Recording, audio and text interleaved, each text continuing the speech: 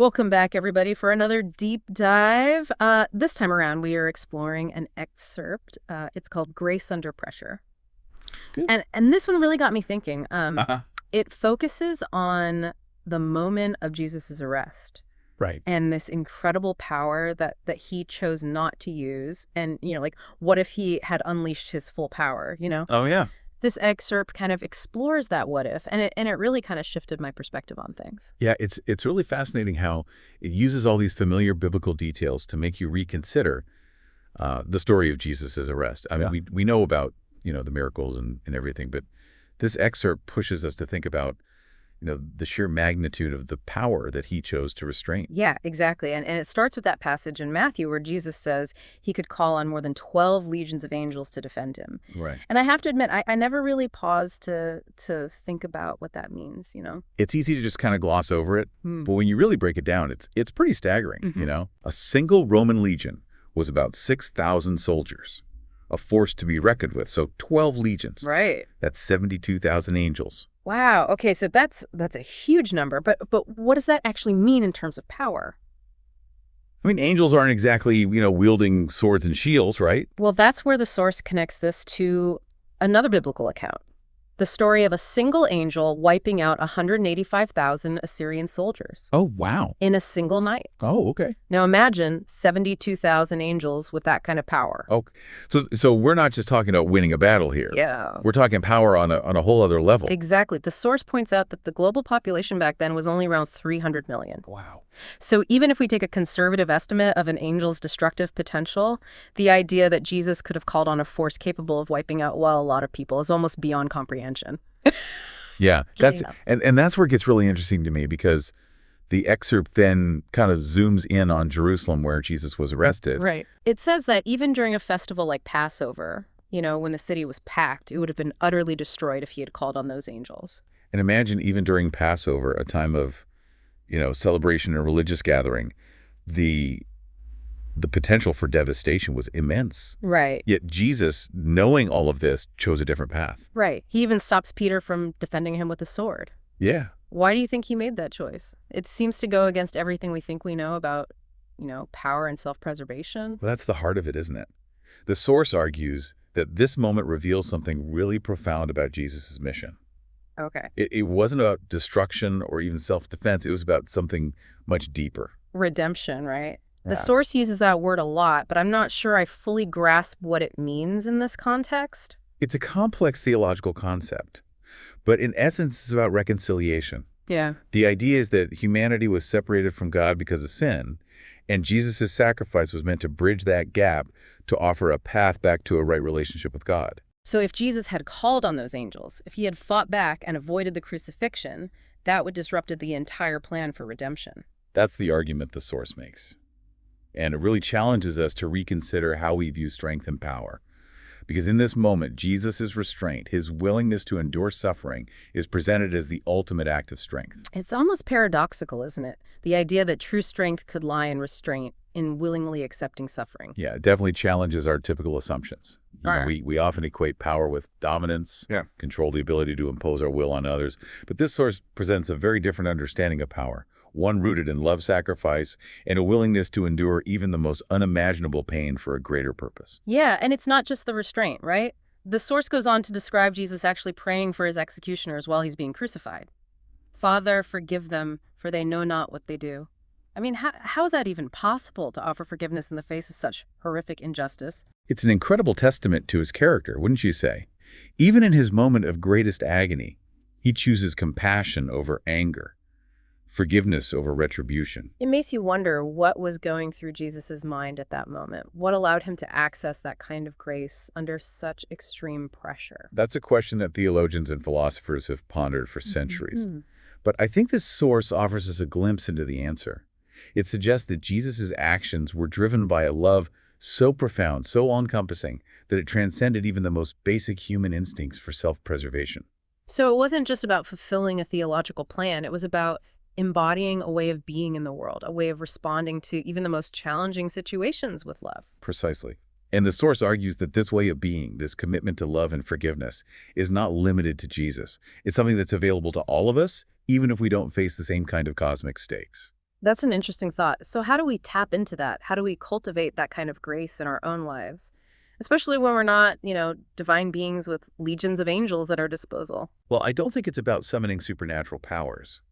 It's about making choices moment by moment to align ourselves with love rather than fear, with compassion rather than judgment. Could you give an example of what that might look like in everyday life? Absolutely. Think about a time when someone wronged you, betrayed your trust, or simply acted in a way that caused you pain. Your natural instinct might be to lash out, to seek revenge, or at the very least to hold on to that anger and resentment. Yeah, I can definitely relate to that. But what if instead of giving in to those impulses, you chose a different path? What if you made a conscious effort to understand the other person's perspective, to see the situation through their eyes? And even if you couldn't condone their actions, could you find a way to offer them compassion, maybe even forgiveness? That sounds incredibly difficult, especially in the heat of the moment. It is, without a doubt. It takes an immense amount of inner strength and a willingness to choose a more difficult path. But that's precisely where the true power lies, according to this source. So it's not about ignoring the pain or pretending that the wrong didn't happen. It's about choosing to respond in a way that aligns with our highest values, even when it's challenging. Exactly.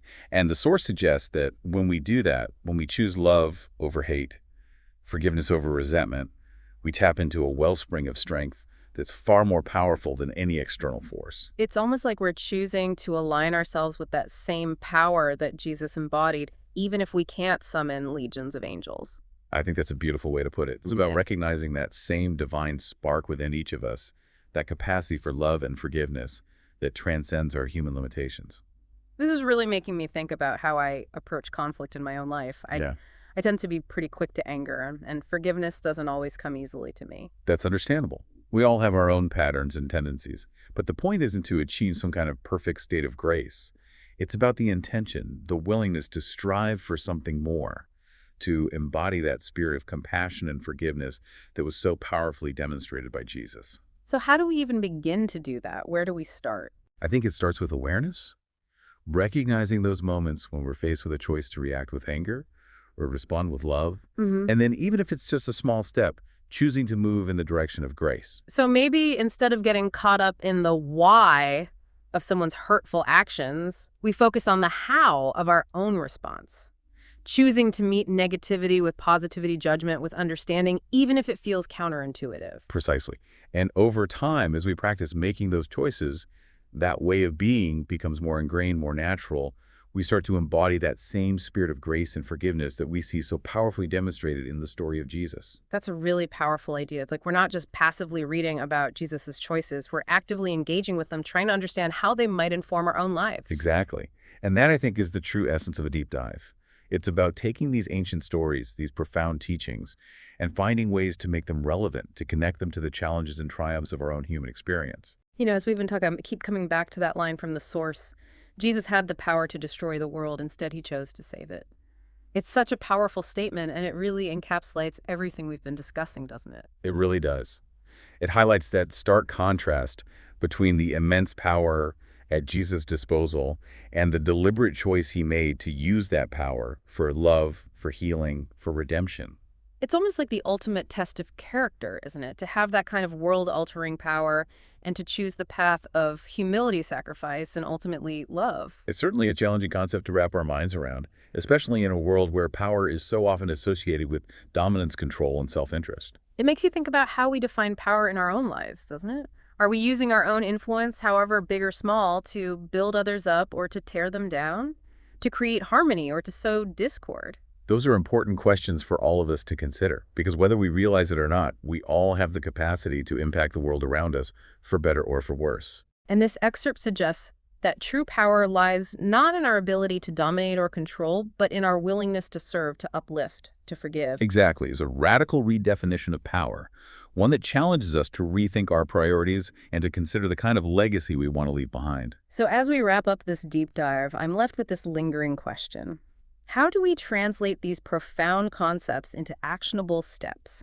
How do we take the inspiration we've gleaned from this exploration of Jesus's grace under pressure and apply it to our own messy, complicated lives? I don't think there's a one-size-fits-all answer, but I do believe it starts with a conscious choice to shift our focus from self-preservation to service, from judgment to compassion, from fear to love. And maybe it's about recognizing those small everyday opportunities to practice grace, to offer a kind word instead of a harsh retort, to expend forgiveness, instead of nursing a grudge to choose understanding over condemnation. Precisely. Because it's in those seemingly insignificant moments that we truly begin to embody the kind of transformative power that Jesus exemplified. It's a lifelong journey, to be sure, but even the smallest steps in the direction of love can create ripples that extend far beyond ourselves. It's almost like we're all invited to participate in this ongoing story of redemption, to contribute our own small acts of grace to the world around us. That's a beautiful way to put it. And ultimately, I think that's the most powerful takeaway from this deep dive. It's not just about admiring Jesus' extraordinary capacity for grace under pressure, but about recognizing that same potential within each of us. So as we go back to our everyday lives, maybe we can carry this reminder with us that even in the face of challenges, even when we feel overwhelmed by the darkness in the world, we always have the power to choose love. And in doing so, we become part of something much greater than ourselves, something that has the potential to heal, to restore, and to ultimately transform the world. And that, I believe, is a truly mind-blowing thought. Thanks for joining us for another deep dive. We'll see you next time.